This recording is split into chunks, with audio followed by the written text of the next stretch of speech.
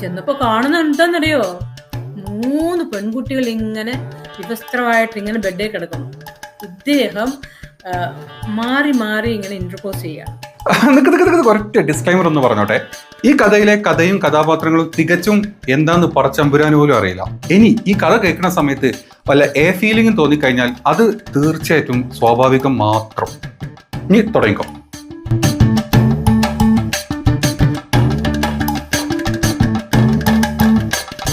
റൂമിൽ കിടന്നപ്പോ മിനു ഉറങ്ങിയോ? ഞാൻ പറഞ്ഞു ഇല്ല. അങ്ങോട്ടൊന്നും ഒരു റൂമിലോട്ട് ഒരു കാര്യം പറയാണ്ട്. അപ്പൊ ഒരു കുട്ടിയുടെ ഒച്ച കൂടെ കേട്ടുകൊണ്ട് ഞാൻ ആ റൂമിൽ ചെന്നപ്പോ ആ കുട്ടീനെ ഇങ്ങനെ ഭീഷണിപ്പെടുത്തിക്കൊണ്ടിരിക്കുകയാണ്. ആ കുട്ടി ഇങ്ങനെ എന്തോ കണ്ടു ഭയന്ന പോലെ ഇങ്ങനെ തുറച്ചു നോക്കിക്കൊണ്ടിരിപ്പുണ്ട് ബാലേന്ദ്ര മേനോനെ. ഞാൻ ചോദിച്ചാൽ എന്താ സാറേ? ഇവിടെ ഇരിക്കാം, ഈ കുട്ടിക്ക് ഭയങ്കര പേടിയാ. അപ്പോൾ ഞാനാകെ ബ്ലിങ്ക് അടിച്ചത്, എന്തോ ഇവിടെ വാട്സ് ഗോയിങ് ഓൺ, ഇവിടെ നടക്കണം എന്നുള്ള രീതിയിൽ ഇങ്ങനെ ഈ കൊച്ചിങ്ങനെ ഇപ്പൊ എന്തോ പേടിച്ച് നോക്കുന്നു, ഇയാൾ ഇങ്ങനെ ഭീഷണിപ്പെടുന്ന പോലെ അത് ചെയ്യുന്നുള്ള രീതിയിൽ ഇങ്ങനെയൊക്കെ ഇരിക്കുന്നു. അപ്പൊ ഞാൻ പറഞ്ഞു സാറേ ഞാൻ പോട്ടെ, അമ്മ തന്നെയുള്ളൂ, അമ്മക്ക് ഷുഗറൊക്കെ ഉള്ള, ഞാൻ പോവാന്നിട്ട് എനിക്ക് എന്തോ ഒരു വല്ലാത്ത ഫീലിംഗ് വന്നു. ഞാൻ പെട്ടെന്ന് നിങ്ങൾ പോരുകയും ചെയ്തു. അതൊന്ന് ഒരാഴ്ച രാത്രിക്ക് വിളിച്ചുകൊണ്ട് 1 മണിയായി കാണും. എനിക്ക് ദേഷ്യമൊക്കെ വന്നു. പക്ഷെ നമുക്കൊന്നും പറയാനും പറ്റത്തില്ല. അതിനിടയിൽ ഞാൻ ഈ സിനിമയിലോട്ട് വന്നപ്പോഴത്തേക്കും അയ്യോ കായിക താരം സിനിമാ താരമാകുന്നുള്ള കാര്യം പത്രത്തിൽ മുഴുവൻ അങ്ങോട്ട് വന്നു. ഇനി നമുക്ക് ഇടയ്ക്ക് നിർത്തിപ്പോയാൽ നമുക്ക് നാണിക്കും. അപ്പൊ ഇനി നമുക്കവിടെ പിടിച്ച് നിൽക്കുകയല്ലാണ്ട് രക്ഷയില്ലാണ്ടായിപ്പോയി. അപ്പൊ 1 മണിക്ക് വിളിച്ചപ്പോ ഞാൻ എന്തൊക്കെ അവിടെ ചെന്നപ്പോ കാണുന്ന എന്താന്നറിയോ, 3 പെൺകുട്ടികൾ ഇങ്ങനെ വിവസ്ത്രമായിട്ട് ഇങ്ങനെ ബെഡേ കിടക്കുന്നു. ഇദ്ദേഹം മാറി മാറി ഇങ്ങനെ ഇന്റർപോസ് ചെയ്യാം. നമ്മുടെ മുത്തുച്ചിപ്പിയും ഫയറും പോലെ ഇത്ര ഭീകര വേർഷൻസ് ഒന്നും ഇറക്കിയത് എനിക്ക് തോന്നില്ല. നിങ്ങൾക്ക് ആരെങ്കിലും തോന്നിയാണെങ്കിൽ അത് എനിക്കറിയില്ല കേട്ടോ. ബാക്കിയുടെ കേക്ക്. പിന്നെ കാണുന്ന 2-3 പേര് അവിടെ ഇരിപ്പുണ്ട്, ആണുങ്ങള്. ആരാണെന്ന് എനിക്കറിയത്തില്ല. ഞാൻ പെട്ടെന്ന് നിങ്ങൾ അയ്യോ ഇതെന്താ you can sit and watch, അവിടെ ഇരിക്കും വാച്ച് ചെയ്യുന്നുണ്ട്. ഭയങ്കര വെള്ളമൊക്കെ ഭയങ്കരമായിട്ട് മദ്യപിച്ചിട്ടുണ്ടായിരുന്നു. ഞാൻ അപ്പോൾ അതും കണ്ടു. ഞാൻ പറഞ്ഞു എനിക്കതൊന്നും കാണണ്ടെന്ന് പറഞ്ഞു സത്യമായിട്ട് ഓടിക്കും. അപ്പൊ അത് രണ്ടാമത്തെ. അത് കഴിഞ്ഞിട്ട് വിളിച്ചത് എന്നെയും വേറൊരു നടി, എൻ്റെ അതേ പ്രായം തന്നെ ഉള്ളൊരു നടി. ഞങ്ങളെ 2 പേരെയും വിളിച്ചിട്ട് പറഞ്ഞു ഇന്ന് എനിക്ക് കാണേണ്ടത് നമ്മുടെ വയനാട് സ്റ്റൈലൊക്കെ വെച്ച് പറഞ്ഞു നിങ്ങൾ 2 പേരും ഇന്ന് ഡ്രസ്സൊക്കെ മാറണം. ഞങ്ങൾ 2 തിരിച്ചു അത് മാറണം. എനിക്കിന്ന് നിങ്ങളെ 2 പേരും കാണണം. നിങ്ങൾ 2 പേരും വ്യവസ്ഥരായിട്ട് എനിക്കൊന്ന് കാണണം. അപ്പൊ സത്യമായിട്ടും ഞങ്ങൾ 2 പേർക്കും വയ്യാത്ത എല്ലാ ദിവസം ഞങ്ങൾ 2 പരസ്പരം നോക്കി നോ സർ, അയ്യോ നോ നോ നോ നോ അങ്ങനെ ഇതിലേക്ക് പുള്ളിക്കാരൻ അങ്ങ് മടുത്ത് പറഞ്ഞു 2 പേരും മാറുന്നില്ല. അപ്പൊ പുള്ളിക്കാരൻ അങ്ങോട്ടങ്ങ് വ്യവസ്ഥരാണ്. എന്നിട്ട് പുള്ളിക്കാരൻ അങ്ങ് മാസ്റ്റർബേഷൻ ചെയ്യാൻ തുടങ്ങിയിട്ട് പുള്ളിക്കാരുടെ ഇടത്തോട്ടും കൊണ്ടിരുന്നു, ഞങ്ങളുടെ ഇടത്തോട്ട്. എന്നിട്ട് ആ സ്കലിനെ എപ്പോഴെങ്കിലും പുള്ളിക്കാരുടെ മേത്തുമാക്കി എൻ്റെ മേത്തുമാക്കി. ഞങ്ങൾ 2 പേരും അറച്ച് വിറച്ച് അയ്യേ സത്യമായിട്ടും. എന്നിട്ട് പിന്നെ ഞങ്ങൾ 2 പേരുടെ ബാത്റൂമിൽ പോയി അത് കഴുകിയിട്ട് ഞങ്ങൾ അങ്ങനെ പോയി.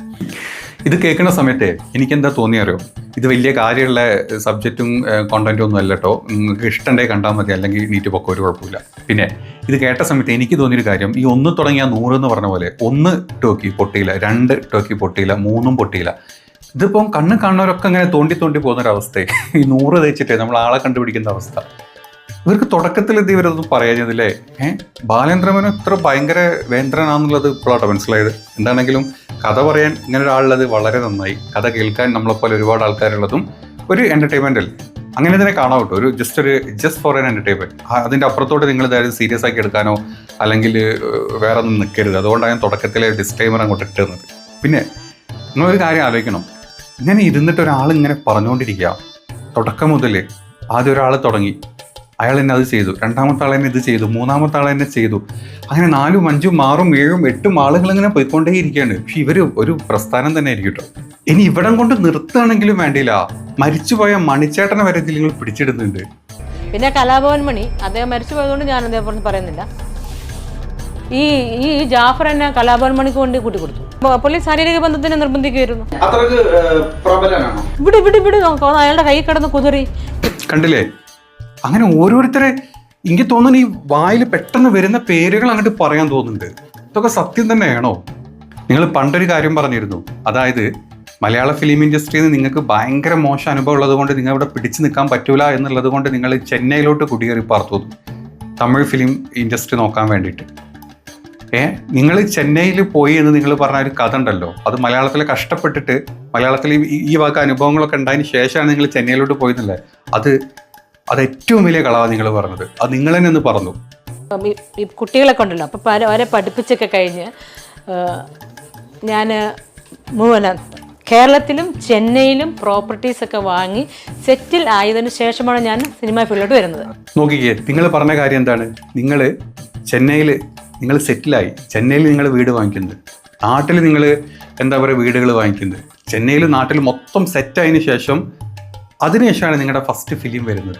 അപ്പോഴാണ് നിങ്ങൾ നാട്ടിലോട്ട് വീണ്ടും വന്നിട്ട്, അതായത് ചെന്നൈയിലും നാട്ടിലൊക്കെ നിങ്ങളെല്ലാം സെറ്റിലായതിനു ശേഷം നിങ്ങൾ നാട്ടിലോട്ട് വന്നിട്ടാണ് മലയാള ഫിലിം ഫസ്റ്റ് ഫിലിമിൽ നിങ്ങൾ, അതായത് പണ്ടത്തെ പഴയ ഓട്ടക്കാരിയും ചാട്ടക്കാരിയും ആയിട്ടുള്ള ഈ പറഞ്ഞ ആള് ഫിലിമിലോട്ട് വന്നു എന്നും പറഞ്ഞ് നിങ്ങൾ തന്നെയാണ് പറയുന്നത്. അപ്പൊ നിങ്ങൾ തുടക്കം പറഞ്ഞത് പച്ചക്കളവല്ലായിരുന്നു. അതൊരു സൂപ്പർ സ്റ്റാർ ആണോ ഇങ്ങനെ ഈ പെൺകുട്ടിയെ 4-5 ദിവസം റൂമിൽ കൂട്ടിയിട്ട് പീഡിപ്പിച്ചത്? കേരളത്തിലെ നമ്പർ 1 ഈ പെൺകുട്ടികളെ കൂട്ടിയിട്ട് പീഡിപ്പിച്ച ദേശീയ അവാർഡ് നേടിയ നടൻ സൂപ്പർ സ്റ്റാർ എന്നൊക്കെ പറയുമ്പോ അത് മോഹൻലാൽ ആണോ എന്ന് സംശയിക്കുന്ന പലരും ഉണ്ട്. മിന്നുന് എന്താ തോന്നുന്നത്?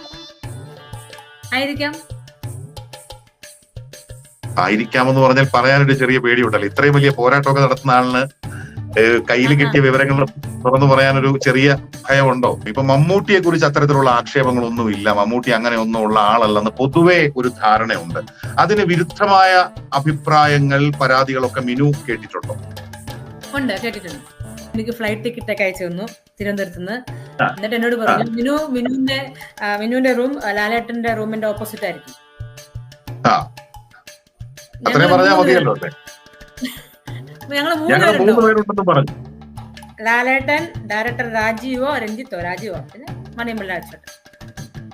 മമ്മൂക്കയെ പരിചയപ്പെടുത്താൻ ആരും പറഞ്ഞില്ലേ? ഒന്ന്, സൂപ്പർ താരങ്ങളും പെടാൻ പോകുന്നു. മമ്മൂട്ടിയും മോഹൻലാലും അടക്കം അന്വേഷണത്തിന്റെ പരിധിയിലേക്ക് വരാൻ പോകുന്നു. അവരടക്കം പ്രതിസ്ഥാനത്ത് വരാൻ പോകുന്ന കേസുകളുണ്ട്. അതുമായി ബന്ധപ്പെട്ട 164കൾ ഉറപ്പായും രേഖപ്പെടുത്തപ്പെടും, അല്ലെങ്കിൽ പരാതിക്കാരങ്ങനെ നിൽക്കുകയാണ്. അത് ഉറപ്പല്ലേ? അത് ഉറപ്പാണ്. എന്താണെങ്കിലും ഇത്ര കൂളായിട്ട് ഇത്രയും കാര്യങ്ങൾ നിങ്ങൾക്ക് വന്ന് ഇത്ര ഹാപ്പി ആയിട്ട് നിങ്ങൾ ചിരിച്ച് കളിച്ച് പറയുന്നുണ്ടല്ലോ, അത് വല്ലാത്തൊരു കോൺഫിഡൻസ് തന്നെ കേട്ടോ.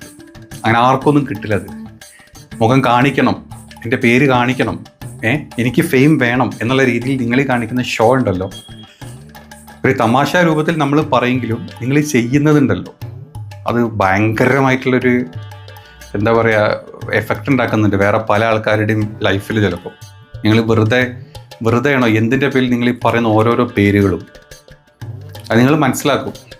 തിരിച്ചെപ്പോഴെങ്കിലും ഏതെങ്കിലുമൊക്കെ രീതിയിൽ നമുക്ക് കർമ്മ പോലൊക്കെ തിരിച്ചു വരുന്ന സമയത്ത് നമ്മളത് മനസ്സിലാക്കും. ഇതെൻ്റെ അഭിപ്രായമാണ്. ഇതാണോ സത്യം എന്നുള്ളത് എനിക്കും അറിയില്ല, ആർക്കും. പക്ഷേ എനിക്ക് തോന്നിയ ഒരു അഭിപ്രായം ഞാൻ പറഞ്ഞതാണ്. അതല്ല എന്നുള്ളവരുണ്ടെങ്കിൽ കമൻറ്റ് ചെയ്യും, നമുക്ക് നോക്കാം. അപ്പം ഈ ഫിലിം ഇവിടെ അവസാനിക്കുന്നില്ല കേട്ടോ, ടു ബി കണ്ടിന്യൂഡ് ആണ്. ജസ്റ്റ് നമ്മളിങ്ങനെ ഇതിടുന്നത് മാത്രം. 1, 2, 3 തന്നെ പാട്ടുകൾ ഇഷ്ടം പോലെ ഇനിയും വരാൻ കിടക്കുന്നുണ്ട്. ഓക്കെ.